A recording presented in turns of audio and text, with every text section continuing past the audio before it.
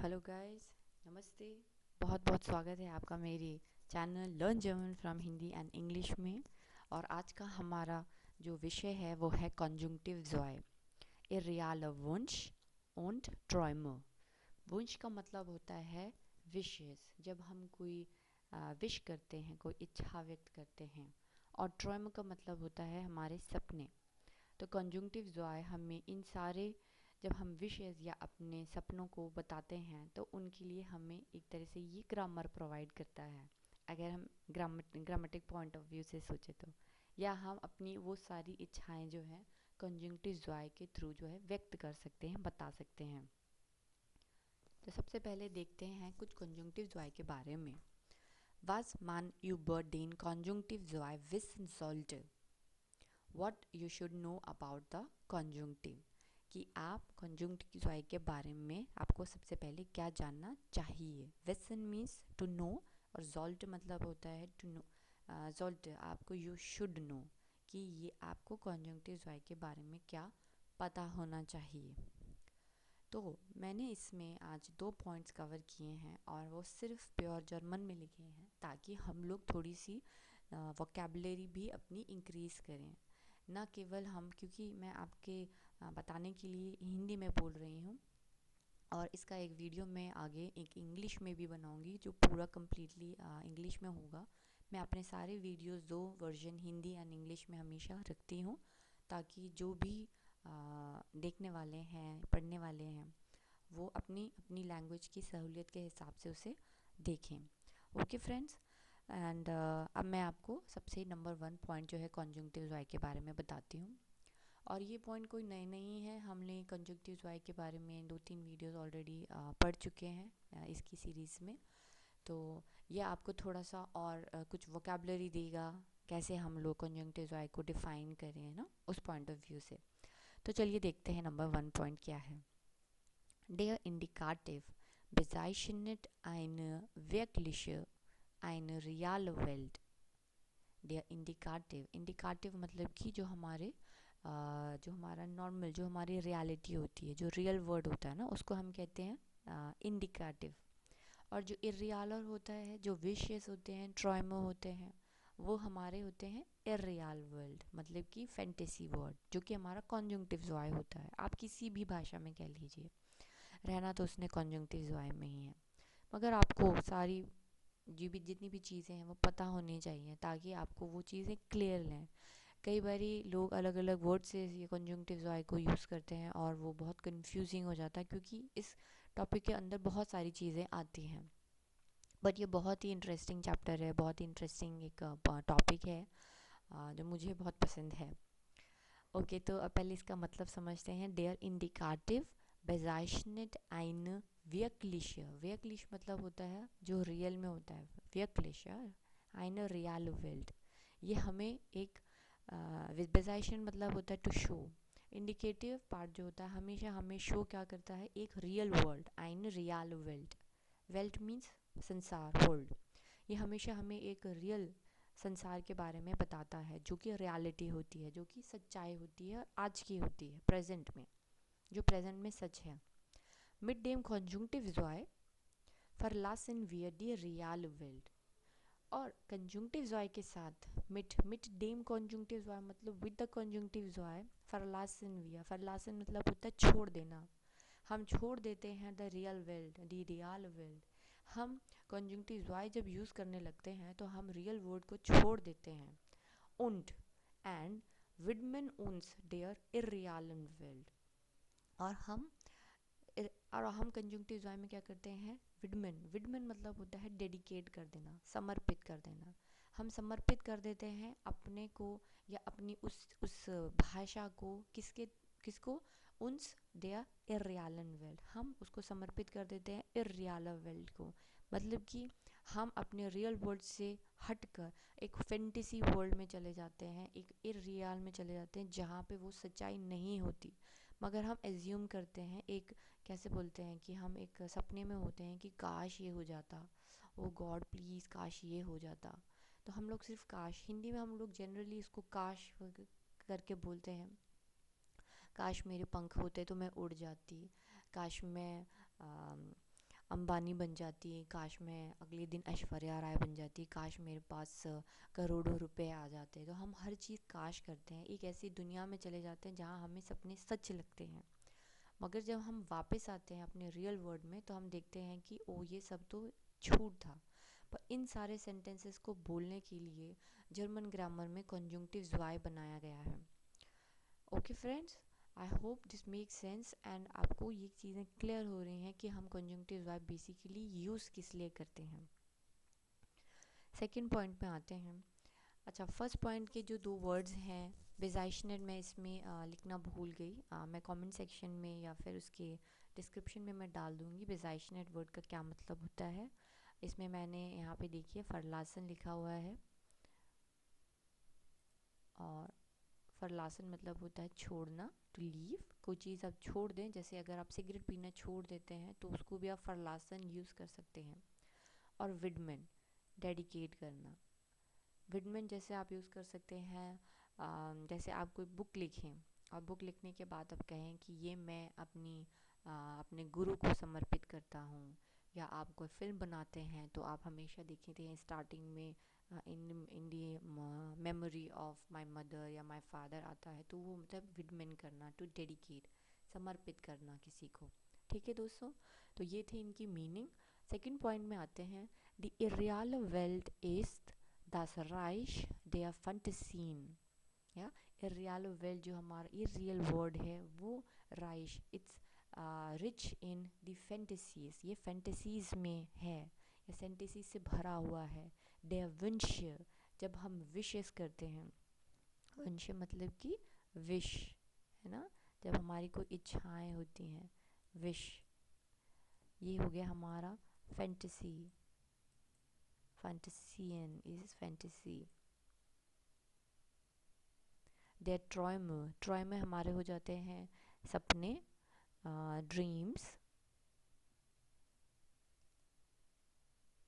There इररियल बेडिगुंगन, जितने भी हमारे इररियल मतलब कि जो जो सही नहीं हैं, जो ये हमारे सपने वाले हैं, जितने भी बेडिगुंगन है, बेडिगुंगन मतलब होते हैं जितने भी हमारे केसेस हैं जो कि हमारी इररियल हैं, सही नहीं हैं, जो सच्चे नहीं हैं।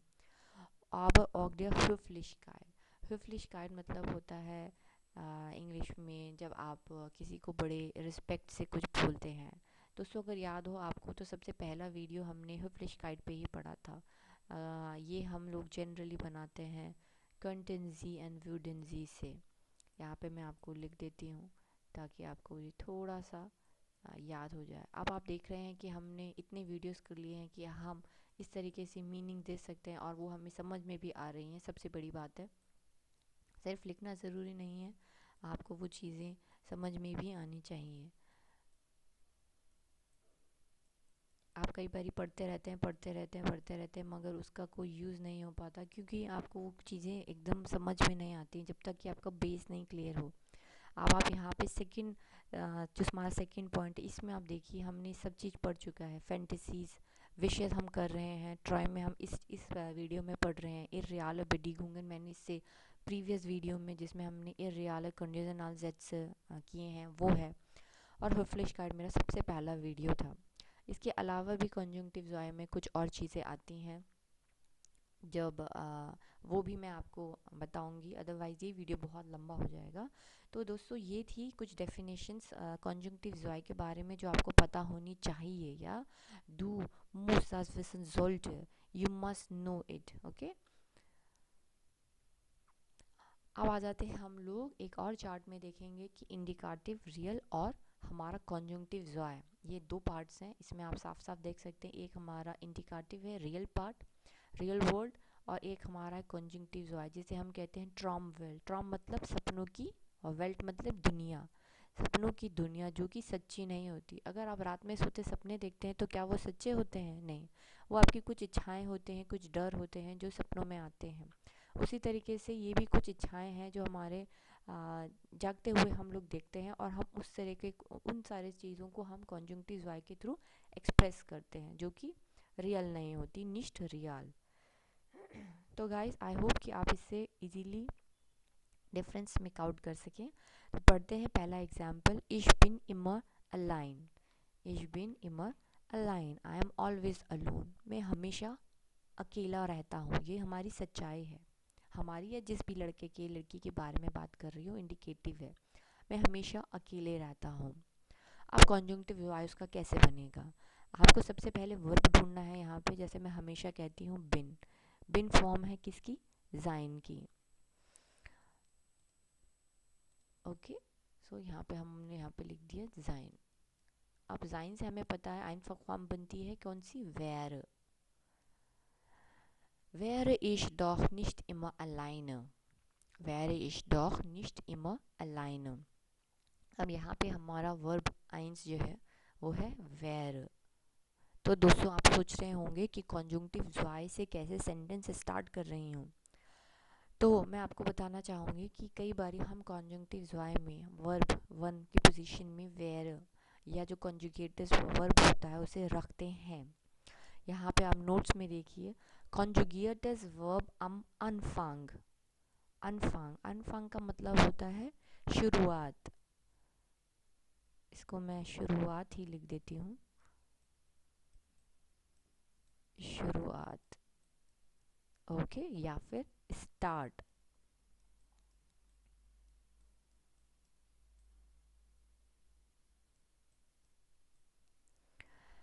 कॉन्जुगेटिव वर्ब जो कॉन्जुगेट हुआ है इश वेर, ये एक कॉन्जुगेटिव वर्ब है जो कि शुरुआत में लिखा गया है. wäre ich doch immer wäre ich doch nicht immer alleine. I wouldn't always be alone. काश मैं हमेशा अकेला नहीं होता या काश मैं हमेशा अकेला नहीं रहता तो कितना अच्छा होता है ना. हम हिंदी में इस तरह से बोलते हैं wäre ich doch nicht immer alleine. I wouldn't always be alone. I wish. मैं ऐसी कामना करती हूँ कि काश मैं हमेशा अकेले नहीं रहती. इस तरीके की जब हम विशेज़ या इच्छाएं व्यक्त करते हैं, जैसे कि हमारा टॉपिक है विशेज़, तो हम इस तरीके के सेंटेंसेस को भी कॉन्जुंक्टिव ज्वाई के फॉर्म में बोलते हैं. ठीक है. कॉन्जुगेशन हमेशा वेर जाइन की और हेट हैबन की सेम रहेंगी, मगर ये भी एक पार्ट है जिसको हम इसके अंडर बोलते हैं या लेते हैं. ट्रॉमवेल्ट के जो सपने हैं या हमारी इच्छाएं व्यक्त करते हैं तो हम लोग कॉन्जुंक्टिव ज्वाई के थ्रू उसको बोलते हैं. इसमें भी यहाँ पे एग्जाम्पल देखिए. wenn ich doch mehr Zeit hätte, wenn ich doch mehr Zeit hätte या hätte ich doch mehr Zeit. आप इन सेंटेंस को दोनों ही तरीके से बोल सकते हैं. आप when भी यूज़ कर सकते हैं जब मेरे पास ज़्यादा समय होता. when ich doch mehr Zeit hätte, I wish I had more time. hätte ich doch mehr Zeit. इसका भी मतलब ये है कि काश मेरे पास ज़्यादा समय होता. had I more time. तो आप दोनों ही तरीके से इनको बोल सकते हैं. कहने का मतलब है कि आप वर्ब को स्टार्टिंग में भी यूज़ कर सकते हैं. That is perfectly fine. तो कहीं आपको ऐसे दिखे तो आप ये मत समझिएगा कि सेंटेंस गलत है. Okay friends. Second example. Ich habe keine Freunde. I don't have friends. Hätte ich doch nur ein paar Freunde. Yes. Hätte ich doch nur ein paar Freunde. If only I had a couple of friends. काश अगर मेरे कुछ दोस्त होते तो मज़ा आ जाता है ना दोस्तों. ऐसे हम कई बार बोलते हैं. I don't have friends. अब सच्चाई क्या है कि मेरे कोई भी दोस्त नहीं है. यहाँ पे आप देखिए वर्ब है, हेल्पिंग वर्ब है. आप हमेशा वर्ब और हेल्पिंग वर्ब अलग अलग बोलेंगे तो आपको ज़्यादा क्लियर होगा. हाब और हाबन. हाब आया है किससे? हाबन से. और हाबन से हमारा बनता है हेट, है ना. Ich habe keine Freunde. मेरे कोई दोस्त नहीं है. Hätte ich doch nur ein paar Freunde. काश अगर मेरे कुछ दोस्त होते. तो दोस्तों ये था हमारा एक पार्ट. और अब हम दूसरे पार्ट में देखेंगे कि किस तरीके से हम अगर दो वर्ब को यूज़ करेंगे. Verb ions and verb Joy. ये भी हम देखते हैं. Number 3. Ich wohne in einer Holzhütte. Ich wohne in einer Holzhütte. यहाँ पे देखिए वर्ब है wohnen, मतलब wohnen रहना. किसी घर में रहना, जैसे वोनन। I live in a would हट, मैं एक लकड़ी की झोपड़ी में रहती हूँ। अब मैं क्या चाहूँगी, अगर मैं लकड़ी की झोपड़ी में रहती हूँ तो मैं चाहूँगी कि भाई मैं एक पैलेस में रहूँ या मैं एक महल में रहूँ। तो मैं एक विश करूँगी, या विंश जिसे कहते हैं, विश करूँगी। अब कॉन्जुंक्टिव ज़ॉय यूज़ करूँगी उस सेंटेंस को बनाने के लिए। würde ich doch nur in einem Palast wohnen, würde ich doch nur in einem Palast wohnen। पलास का मतलब होता है पैलेस। ये देखिए, पलास मीन्स होता है palace. würde ich doch nur in einem Palast wohnen। अब जैसे आपको पता है वोनन जो है एक सुजामनगेज़त फॉर्म में बनेगा, क्योंकि वोनन का हमें पता है कि कोई आइनफॉक फॉर्म तो नहीं होती है, इसलिए ये हम यूज़ करेंगे किसके साथ, वुड। आप ये मत सोचना अचानक से कि वुडन कहाँ से आ गया है। ये इससे पहला वीडियो जो है इर्रियल कंडीशनल जेट्स में मैंने बहुत क्लियरली एक्सप्लेन किया है कि वुड जो है एक सुजामनगेज़त फॉर्म है और ये क्यों यूज़ होती है। ठीक है दोस्तों, würde ich doch nur in einem Palast wohnen। दोस्तों, आपको जब विशेष हम लोग बोलते हैं तो उसमें आपको डॉग वर्ड जो है बहुत देखने को मिलेगा। डॉग क्या करता है, एक तरीके का एम्फेसाइज करता है, किसी चीज़ पे वो फोर्स करता है ना। würde ich doch nur in einem Palast wohnen, और ये आपको इन सेंटेंसेस में बहुत 99% देखने को मिलेगा। तो ये इसी तरीके से जर्मन बोलते हैं, और इसका कोई मीनिंग ऐसा कुछ नहीं है कि ये क्यों है, ये क्यों नहीं है, ये बस इसी तरीके से यूज़ होता है। तो अच्छा होगा कि अगर आप भी इन तरीके के सेंटेंसेस को डॉग के साथ ही प्रैक्टिस कीजिए, इसको स्किप मत कीजिएगा। ठीक है, भले ये आपको बोलने में कितना भी अटपटा लगे, क्योंकि स्टार्टिंग में जब मैं भी ये सेंटेंसेस पढ़ती थी तो मुझे डॉग का एग्जैक्ट मीनिंग समझ में नहीं आता, मगर जैसे जैसे मैं जर्मन पढ़ती जा रही हूँ मुझे अब समझ में आता है कि ये क्यों यहाँ यूज़ किया जाता है। क्योंकि एक तरीके का आपको अपने सपने पे, जैसे आप बोलते हैं ना, बहुत फोकस कर रहे हैं। würde ich doch nur in einem Palast wohnen, तो डॉग को आप बहुत ज़्यादा फोर्सफुली भी थोड़ा बोलते हैं लैंग्वेज में भी। Okay friends, I would only be in a palace, काश मैं एक महल में होता तो कितना मज़ा होता, कितना मज़ा आता ना। I would only be in a palace, और मगर सच्चाई क्या है, वो अभी एक लकड़ी की झोपड़ी में रहता है, मगर वह ऐसा विश करता है काश मैं एक महल में होता तो मज़ा आ जाता। Ich kann nicht in Urlaub fahren, ich kann nicht in Urlaub fahren, I cannot go for vacations, मैं छुट्टियों पे नहीं जा पा रहा हूँ। कान, कान क्या है, हमारा मॉडल वर्ब है। कान से बनता है कॉन्ट, ठीक है ना, कान से आया can't. Könnte ich doch bloß in Urlaub fahren, I could only go on vacation, काश अगर मैं छुट्टी पर जा पाता।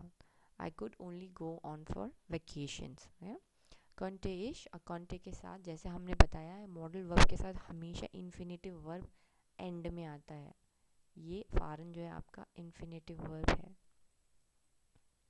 अगर आप ग्रामर के थ्रू पढ़ते हैं ग्रामर किसी भी लैंग्वेज को, तो आपको हर सेंटेंस में कौन क्या चीज़ है वो पता होना चाहिए।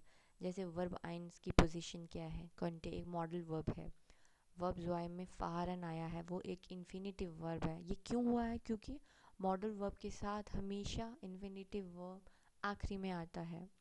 अगर आपको मॉडल वर्ब्स के बारे में कोई जानकारी नहीं है तो आप मेरे प्रीवियस वीडियोस जो मैंने बहुत ही डिटेल में बनाए हैं, आप उन पर जाके वीडियोस बने हुए वीडियोस देख सकते हैं। ठीक है, I could only go on vacations, I could go on for vacations या ऑन वेकेशंस, काश मैं अगर छुट्टी पर जा सकता या जा पाता। I can not go for vacations, अभी रियलिटी क्या है कि वो जा ही नहीं पा रहा है और वो ऐसा विश कर रहा है I could only go on vacations, काश अगर मैं छुट्टी पर जा सकता, जा पाता तो मज़ा आ जाता। Könnte ich doch bloß in Urlaub fahren। Okay guys, so ये थे कुछ एग्जाम्पल्स, और अब हम लोग सीधा देखेंगे और एग्जाम्पल्स ताकि आप इनको अच्छे से समझ पाएँ। फॉर्मुलियरन जी विंशे, फॉर्मुलेट विशेज़, अपनी इच्छाएं व्यक्त कीजिए। Beispiel 1, इंडिकाटिव रियल जो है, इट इज़ कल्ड, ठंडा है, इट इज़ कोल्ड। और अब हमें अपोजिट बनाने हैं वार्म से। जितनी भी चीज़ें यहाँ पे ब्रैकेट में लिखी गई हैं दोस्तों, तो ये आप सबको हमेशा यहाँ पे याद है कि ये हमेशा इंडिकेटिव एंड एक कंजंक्टिव पे चलता है, रियल एंड इररियल। तो रियल क्या है, इस इज काल्ड, अभी बहुत ठंडा है और आपको सेंटेंस बनाना है कि काश अगर गर्मी होती, काश अगर वार्म होता। ठीक है, कंजंक्टिव जॉय क्या बनेगा, आख व्हेन एस डॉग वार्म वेयर। जाइन से एस इज कॉल्ड है, इस हमेशा वर्ब ढूंढिए, इससे आ गया वेयर। ओके, आख व्हेन एस डॉग वार्म वेयर। Oh if it were warm, oh काश अगर यहाँ गर्मी होती तो कितना मज़ा आता, है ना। और यहाँ पे देखिए फिर से डॉग का यूज़ हुआ है, आख व्हेन एस डॉग वार्म वेयर। अनमयाकुंग, अनमयाकुंग का मतलब होता है दोस्तों इंग्लिश में जिसे हम कहते हैं नोट। जब हम कोई नोट लिखते हैं, यहाँ पे मैंने नोट लिखा हुआ है, ऑफ्ट वेयर्ड बाय विंशन das Wort doch mit eingefügt। ऑफ्ट, ऑफ्ट मतलब होता है अक्सर, अक्सर हमारी जब भी हम विशेष बनाते हैं तो हम das Wort doch, उस वर्ड डॉग को मिट eingefügt, einfügen मतलब होता है इंसर्ट करना। einfügen एक कंप्यूटर रिलेटेड वर्ड है। einfügen भी मैं अपने पुराने वीडियोस में बताई हूँ, जहाँ पे मैंने कंप्यूटर की डिटेल्स आपको बताई थी। einfügen, einfügen का मतलब होता है इंसर्ट।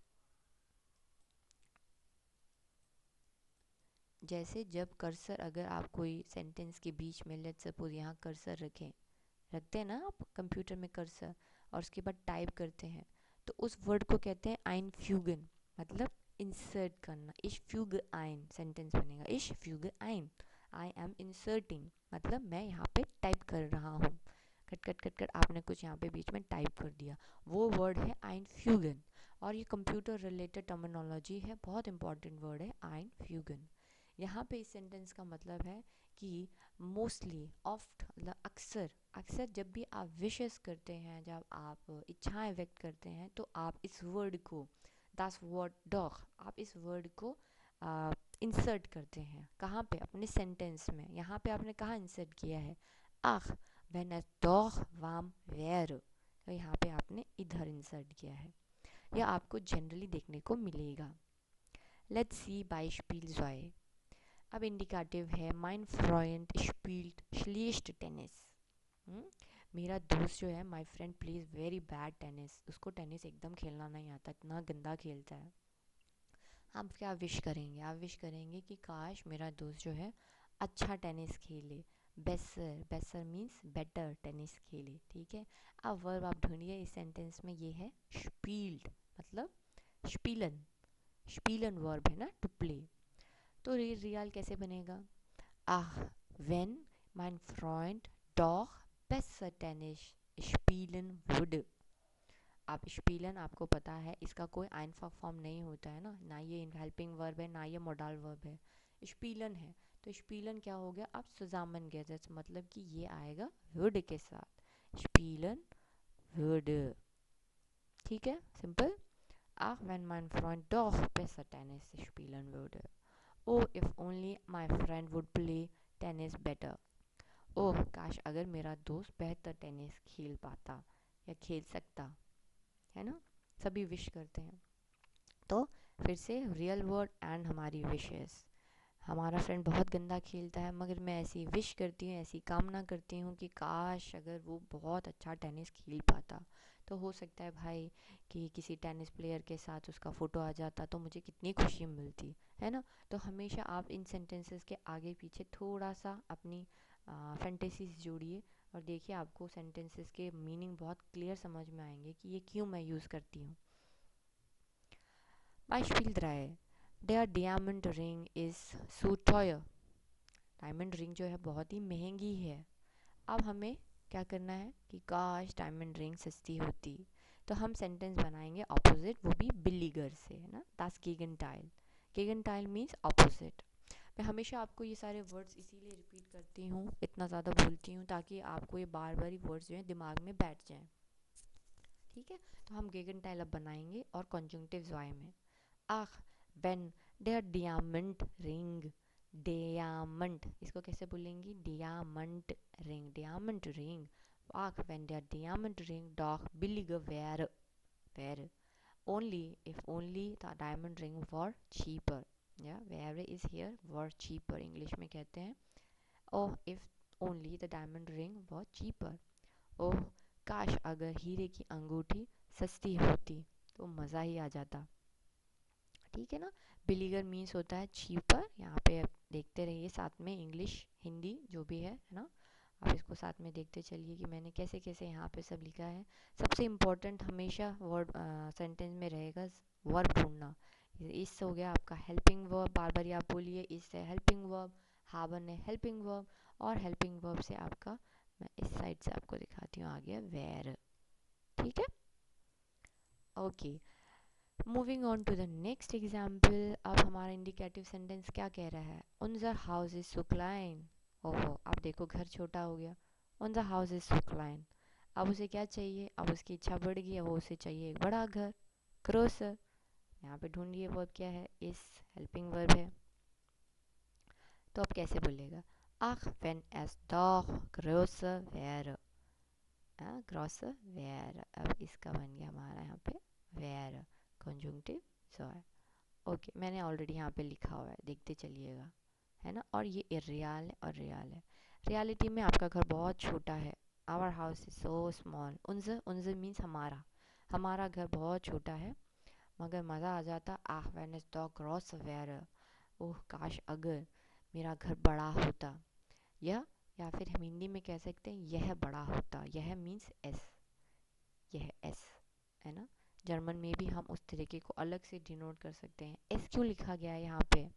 कई लोग ये सोच रहे होंगे एस क्यों आया, क्योंकि यहाँ पे हाउस जो है वो है दास हाउस, दास हाउस है ना. और दास मतलब कि ये एक neuter gender neuter. Neuter gender में हमेशा एस आता है ना.